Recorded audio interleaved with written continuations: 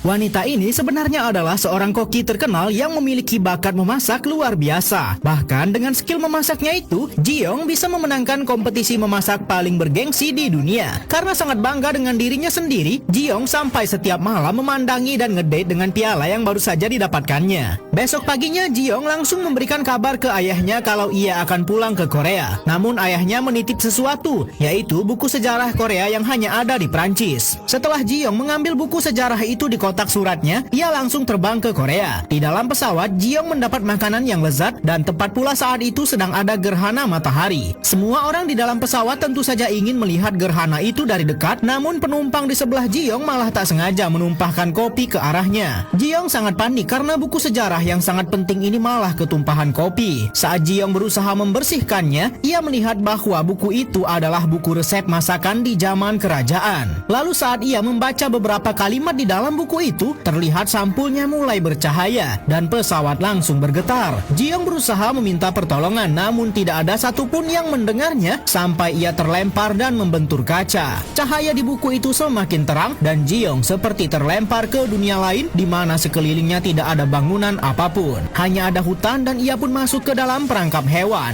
Di sisi lain hutan ini terlihat ada beberapa orang dengan pakaian kolosal sedang berburu rusa. Ternyata Ji-young terlempar kembali ke masa lalu di mana pada masa ini sinyal pun tidak ada dan orang masih hidup dalam sistem kerajaan. Sang raja yang sedang berburu rusa pun tak sengaja menemukan Ji-young. Karena hampir saja terkena anak panah yang dilesatkan raja, tentu saja hal itu membuat Ji-young sangat ketakutan. Saat raja mulai melihat sosok Ji-young, ia benar-benar kebingungan melihat cara berpakaian Ji-young yang sangat aneh dan menganggap Ji-young adalah wanita hantu yang muncul saat gerhana. Pada masa ini raja masih percaya bahwa ada wanita hantu yang bisa saja muncul untuk mengancam kehidupannya saat gerhana datang. Karena berlari ke arah jurang, Ji-young tidak bisa kemana-mana lagi dan terpaksa harus mengeluarkan alat kejut listrik yang selalu dibawanya. Raja terus mengamati dan mengira bahwa alat kejut listrik milik Ji-young adalah pisau belati yang terbuat dari perak. Karena masih belum sadar kalau ia terlempar ke zaman Joseon atau zaman kerajaan, Ji-young malah menghina raja tiran yang ada di depannya ini. Ji-young mengira orang ini sedang cosplay atau sedang syuting film drama sejarah. Karena kesal, raja pun langsung memanah tas milik Ji-young sampai jatuh ke bawah jurang dan langsung mengarahkan pedangnya ke alat kejut listrik milik Ji-young. Disinilah raja semakin bingung melihat alat yang tak pernah dilihatnya sama sekali. Namun saat raja semakin kesal dan akan melesatkan pedangnya ke arah Ji-young, ada pemberontak yang diam-diam menyerang raja sampai membuat mereka berdua terlempar ke bawah jurang dan terhempas ke sungai. Ji-young yang melihat raja tertusuk panah tentu saja tidak akan membiarkannya dalam kondisi seperti itu dan segera memberikan pertolongan pertama untuk menghentikan pendarahannya. Namun saat raja sudah sadar, Ji-young lagi-lagi terancam dan raja semakin yakin bahwa Ji-young adalah hantu wanita yang turun dari langit bertujuan untuk mengancam sang raja. Seberapa keras pun Ji-young menjelaskan siapa dirinya, tetap saja raja tidak percaya. Karena memiliki bakat dalam bela diri taekwondo di masanya, Ji-young berhasil membuat raja pingsan sesaat lalu segera mengikat tangannya. Karena Ji-young tidak tahu sekarang berada di mana, mereka pun terus berjalan sampai masuk ke dalam area terlarang di hutan.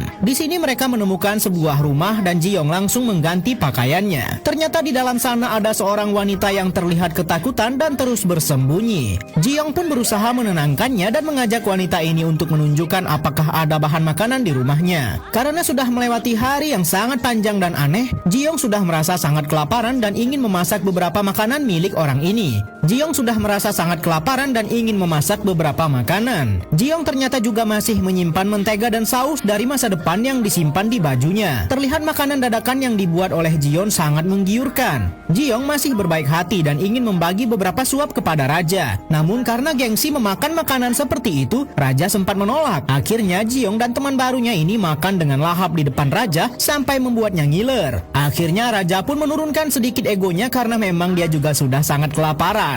Begitu masakan Ji-young masuk ke dalam mulutnya, matanya langsung berbinar-binar. Namun raja sempat merasa kepedasan karena saus dari masa depan yang dibawa oleh Ji-young. Tapi pada akhirnya raja doyan juga sebab suapan dari Ji-young mengingatkan raja kepada ibunya. Setelah raja mulai merasa kenyang dan akhirnya ketiduran, Ji-young mengajak Gilgum si teman barunya ini untuk mencari tas Ji-young yang sempat dipanah raja ke bawah jurang. Namun prajurit raja sudah menemukan keberadaannya dan langsung membakar rumah Gilgum. Raja bersama pasukannya pun juga sudah akan kembali ke istana. Sementara itu Ji-young masih berada di sungai sungai bersama Gilgem. Namun Jiung melihat ada orang dan malah memanggil mereka. Gilgem yang orang asli zaman ini sangat panik karena ia tahu bahwa malam ini para wanita akan dikumpulkan oleh sekretaris raja untuk dipilih menjadi selir raja. Sepertinya Jiung sudah membuat kesalahan. Mereka pun dibawa ke kantor gubernur untuk ditahan sementara sebelum dibawa ke istana. Terlihat di dalam sini juga sudah banyak wanita-wanita lain yang ditahan. Jiung semakin bingung dengan apa yang terjadi dan sepertinya ia mulai percaya bahwa saat ini ia sudah terlempar ke masa lalu.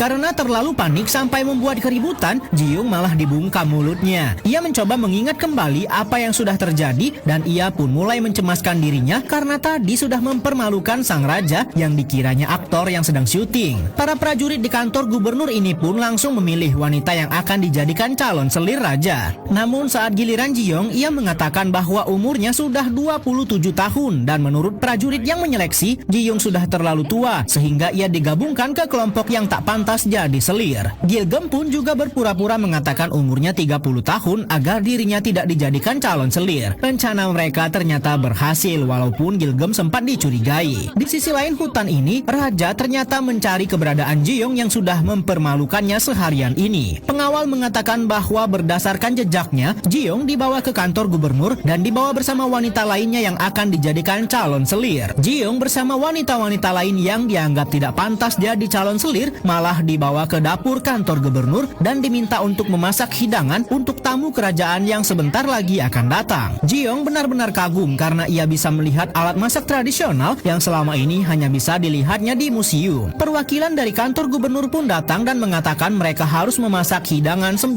lauk untuk tamu kerajaan yang akan datang. Namun sebagai seorang chef hebat di masa depan, Jiung tidak mau masak begitu saja. Ia harus tahu siapa orang yang akan memakan masakannya sehingga ia bisa membuat makanan yang tepat. Karena dianggap lancang, Jiung pun diberikan beberapa syarat. Jika ingin tahu siapa tamu yang akan datang, maka ia harus memasak dengan sempurna dan memuaskan tamu itu. Jika tidak, nyawanya lah sebagai gantinya. Namun jika masakan Jiung memuaskan para tamu, maka ia akan dibebaskan. Tamu yang akan datang kali ini adalah sekretaris kerajaan alias tangan kanan raja. Sekretaris raja bersama ayahnya terkenal sangat licik dan sering sekali menghina dan mencari-cari kesalahan dalam sebuah makanan yang dihidangkan kepada mereka. Namun setelah mendengar itu, Jiung tidak takut sama sekali dan mengajak para wanita yang dikurung untuk memasak dengan benar. Sebab jika masakan mereka enak, maka mereka semua bisa keluar dengan selamat malam ini. Baru akan memulai memasak, Jiung langsung kena mental melihat bahan-bahan yang sudah mulai membusuk dan tidak ada daging apapun. Namun untunglah Gilgem memiliki indera penciuman yang sangat bagus sehingga ia bisa menunjukkan keberadaan daging segar di sana kepada Jiung. Para wanita yang kehidupannya terancam ini mulai memasak dan benar-benar mengandalkan Jiung. Terlihat teknik dan skill memasak Jiung yang berasal dari masa depan benar-benar membuat semua orang kagum melihatnya. Jiung juga tak menyangka kalau bahan-bahan makanan di masa lalu ini memiliki cita rasa yang unik. Namun saat mengolah daging, Jiung mendapat masalah karena dagingnya sangat alot dan keras. Akhirnya ia harus berpikir bagaimana cara mengolah daging yang seperti ini. Setelah mengingat kembali semua teknik yang sudah ia pelajari di masa depan, Jiung ingat bahwa ada satu teknik dari Prancis yang sangat manjur untuk membuat daging empuk. Pertama-tama daging tersebut dipotong menjadi kotak-kotak kecil, lalu dibungkus dengan beberapa dedaunan dan rumput laut. Lalu inilah dia bagian terpentingnya. Daging harus dimasukkan ke dalam air dengan suhu 50 derajat dan direbus dengan pelan. Setelah air mendidih dicampur dengan air dingin, Jiung menggunakan tangannya untuk mengukur suhu. Karena pada masa ini tentu saja tidak ada termometer. Setelah suhu yang diinginkan tercapai, daging langsung dimasukkan dan setelah diangkat, ternyata teknik dari masa depan ini berhasil menciptakan cita rasa daging yang tak pernah dirasakan oleh orang-orang pada masa ini. Tamu dari kerajaan pun sudah tiba di kantor gubernur dan Jiung harus segera menyelesaikan masakannya selagi sekretaris raja menyeleksi para wanita yang sudah dikumpulkan oleh pegawai gubernur yang kelak akan dijadikan calon selir raja. Namun sekretaris raja malah tidak puas dengan para wanita yang sudah dikumpulkan. Gubernur bersama tamu dari kerajaan sudah berkumpul untuk mencicipi masakan Jiung dan para wanita yang ditahan. Namun saat melihat penampilan masakan Jiung, mereka mereka malah langsung menghinanya dan mengatakan potongan daging seperti ini tidak pantas disajikan untuk tamu dari kerajaan. Semua koki dari dapur pun dipanggil menghadap gubernur dan tamu istana. Perwakilan gubernur langsung mengatakan bahwa mereka akan dihukum. Namun Jiong membantah dan tidak terima sebab makanan mereka saja belum dicicipi. Jiong mengatakan bahwa tak sepantasnya hanya menilai masakan hanya dari penampilannya saja. Tamu dari istana kerajaan yang dikenal licik ini pun melakukan hal yang lebih jauh dengan ingin membawa cucu dari gubernur untuk dijadikan selir raja. Sekretaris raja mengatakan bahwa jika masakan Jiong akan memuaskannya, maka cucu gubernur akan selamat. Jika tidak memuaskan, maka semua koki ini akan dalam masalah dan cucu gubernur akan dijadikan selir raja. Namun Jiong sangat percaya diri dengan masakannya dan menyetujui kesepakatan itu. Sekretaris kerajaan dan ayahnya pun mulai mencicipi masakan Jiong. Begitu mengunyahnya, mata mereka langsung berbinar-binar dan serasa masuk ke dalam surga makanan. Rasa dan tekstur di mulut mereka sama sekali belum pernah mereka rasakan, sebab Jiong menggunakan teknik memasak dari masa depan. Namun karena mereka berdua memang terkenal dengan kelicikannya, walaupun masakan Jiong sudah membuat lidah mereka bergetar, tapi tetap saja sekretaris raja mengatakan bahwa makanan ini tidak pantas untuk disajikan ke tamu istana dan hanyalah sepotong daging biasa. Gubernur yang tidak percaya langsung mencicipinya sendiri dan seketika murka karena tahu bahwa sekretaris raja ini berbohong. Mereka sengaja mengatakan makanan yang begitu lezat ini tak layak karena hanya demi membawa cucunya untuk dijadikan selir raja. Untunglah gubernur yang murka ini masih bisa ditenangkan oleh anaknya. Namun tetap saja nasib para koki ini dalam bahaya karena bagaimanapun juga ucapan dari sekretaris raja yang licik ini mengatakan bahwa makanan mereka tak layak, sehingga semua orang pun tak bisa berbuat apa-apa dan hanya bisa menurutinya. Saat Jiong akan dihukum, semua orang tiba-tiba terdiam dan ternyata sang raja sudah datang kemari tanpa sepengetahuan dari pihak kantor gubernur. Semua orang langsung bersujud dan memohon ampun. Jiong benar-benar sangat malu dan takut setelah melihat bahwa orang yang sudah sempat ia permalukan dan ia hina-hina adalah raja sungguhan. Raja yang mendengar keributan perihal makanan ini pun langsung ingin mencicipi sendiri masakan dari Jiong. Awalnya raja sempat merasa bahwa makanan ini memang begitu sederhana, tapi ia ingin tetap mencobanya dan meminta Jiong mencicipinya terlebih dahulu untuk memastikan makanan itu aman dari racun. Begitu daging itu masuk ke dalam mulut sang raja, matanya langsung berbinar-binar dan seluruh tubuhnya merinding.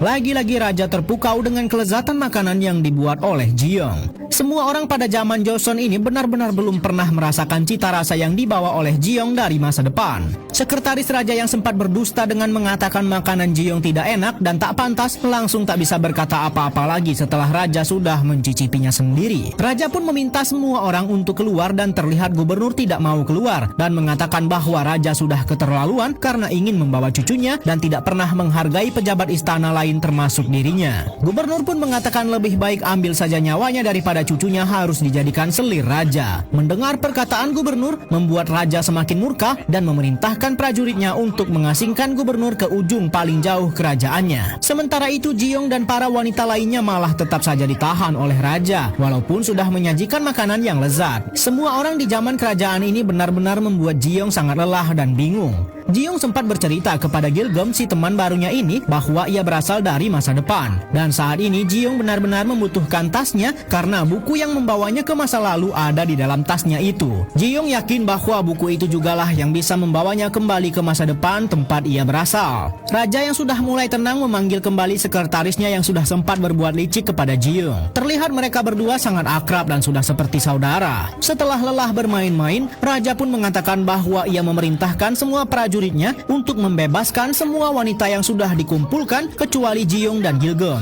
Raja juga menghentikan semua tradisi pengumpulan wanita untuk diseleksi menjadi selirnya. Sekretaris pun bingung mengapa raja tiba-tiba menjadi berubah seperti ini. Pihak dari kantor gubernur yang pertama kali membawa Jiong dan Gilgum kemari pun berniat untuk membebaskan Jiong karena sebenarnya Jiong sudah menepati janjinya untuk memberikan masakan yang lezat kepada tamu istana kerajaan. Pembebasan yang dilakukan oleh anak gubernur ini tentu saja tidak diketahui oleh raja. Jiong dan Gilgum kembali ke hutan tempat pertama kali Jiong bertemu dengan raja karena ia yakin kalau tasnya masih ada di sana. Setelah sampai ke bukit tempat tasnya dibuang oleh raja, Jiong tidak menemukannya. Sementara itu, informasi bahwa mereka kabur sudah sampai ke raja. Alhasil tak butuh waktu lama, raja bisa menemukan mereka. Jiong mengatakan bahwa ia sangat membutuhkan tasnya. Raja sempat berbaik hati dan meminta prajuritnya untuk mencari dan mengambil tas itu karena Jiong mengatakan tas itu sangat penting dan bisa membantu membawanya pulang. Namun setelah tas itu sudah didapatkan, Raja malah membuangnya semakin jauh dan sekarang Ji-young tak punya lagi alasan untuk pulang. Alhasil bukannya berhasil pulang dan selamat, Ji-young sekarang malah dibawa oleh prajurit kerajaan ke istana. Entah apa tujuan sang raja mempertahankan Ji-young sampai sejauh ini. Selir junior yang saat ini melayani raja langsung menyambutnya dan raja langsung memperkenalkan Ji-young sebagai seorang hantu wanita yang ia temukan di bukit. Ternyata raja masih percaya dan yakin bahwa Ji-young adalah hantu wanita yang turun dari langit untuk mengusik kehidupannya. Terlihat juga selir raja tidak suka dengan kehadiran wanita cantik lain di istananya.